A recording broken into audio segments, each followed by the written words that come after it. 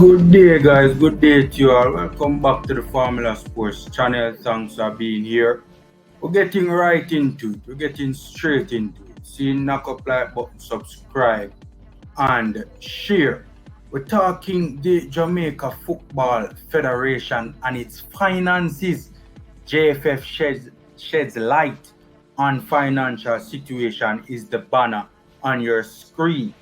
And we are speaking about an article that would have surfaced in the Gleaner, if I'm not mistaken, it was in the Gleaner, yes, the Gleaner, right, where, if I'm not mistaken, Dennis Chung is the chairman of the financial committee, right, if I'm not mistaken, and he would have, of the Jamaica Football Federation, and he would have given an interview where he would have shed some light on the current finances of the federation. All right, we're gonna get to it now. The article is on your screen. Seeing? Let me just see if I can fix it quick and fast. All right, there you go. The headline reads: JFF still not broke after trying 2 years. Despite significantly reduced earning ability throughout the coronavirus pandemic, the Jamaica Football Federation managed to accumulated I think that's a spelling error, but accumulate a surplus of over $20 million, says chairman of the JFF Financial Committee, Dennis Chung. There you go. He is the chairman of the financial committee of the JFF. The article goes on to read, and again, it's on your screen, you can follow along. The highly respected financier said this was made possible by clearing a majority of the federation's outstanding debt, which included tax liabilities and outstanding match fees to players. So Dennis Chung, a highly credible individual, seen, right, even forget about his ties with the JFF, just a top individual in corporate Jamaica, a very highly respected individual in corporate Jamaica, is saying, who happens to be the chairman of the JFF Financial Committee, is saying that a majority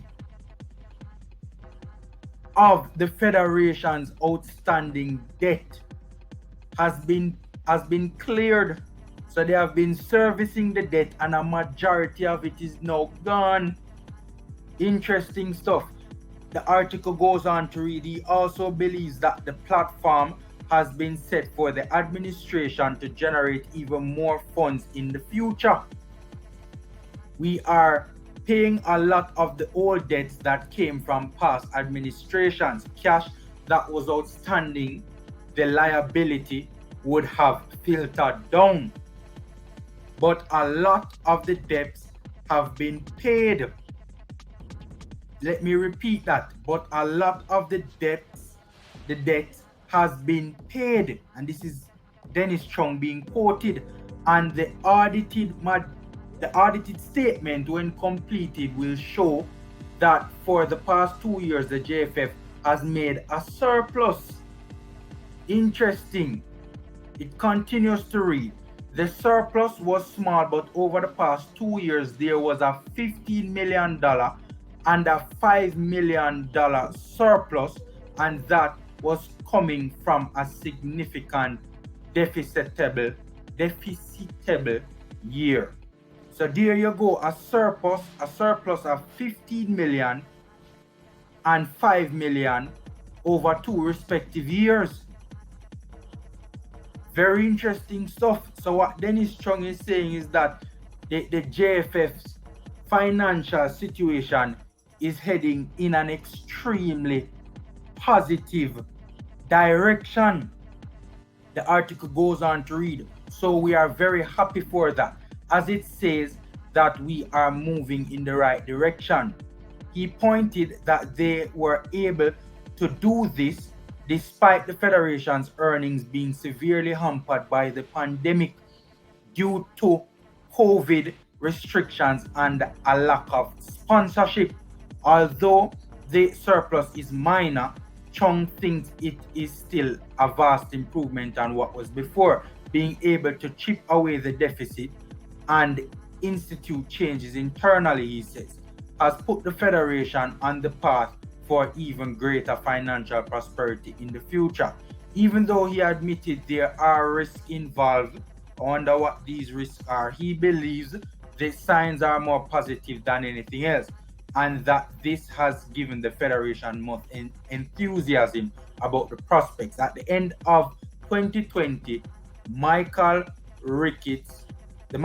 Ricketts-led administration slashed its $300 million debt to $238 million. You remember we had reported on that at the end of 2020 that they had slashed the debt by over $50 million.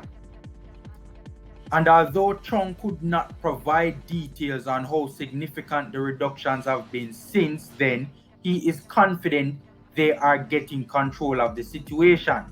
As to the exact amount, couldn't say exactly right now. In the first year, we reduced the debt.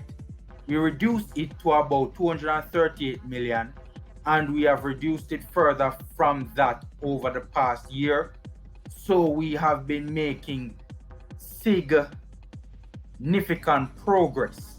There are more debts, and we are not out of the woods, but we are chipping away at everything. It is to try and get that situation under control. Of course, there are risks involved you will have to take. Okay, so you're saying that there's risks that you'll have to take to chip away at the debt. Okay, I appreciate that context. Like bringing in the new coach. Okay, probably I misinterpreted or misread that. Oh, I don't understand that part. Always bringing in the new coach a risk. Anyways, there are costs attached to it, but there is also the potential revenue attached to it. Oh, I see what he's saying now. Okay, so he deems the new coach a risk. Interesting stuff. That's interesting. Is he saying that because he's at top, relatively speaking, to what we have had over the years, he's considered a top coach, so you have to pay a bit more to, hire a coach like that versus what we would normally pay, right? But he sees upside to it because, the coach will bring about greater accomplishments, which will bring about greater revenues. Probably that's how I interpret that particular statement. But we have paid off a good amount of debt. We have paid up the debt, and we have paid up the debt that had amounted for about 12 matches. There are 2 remaining, and we have given a schedule to the team manager to clear those for this one. The Argentina match we have already paid. Interesting. But we are moving in the right direction, and we are making a serious push to get things done. But where we are coming from, it cannot happen overnight, he reasoned. But the president and administration is pretty upbeat considering there is a new coach coupled with the plans we have and the team that we have. There you go. Chairman of the Financial Committee of the Jamaica Football Federation, speaking on the finances of the federation. I thought this article was very, very important to share with you guys, and this, if true, which one is led to believe given where it is coming from. If anybody knows about the financial state of the federation, it is Dennis Chung, and also he's a very credible individual even before his time spent with the Jamaica Football Federation.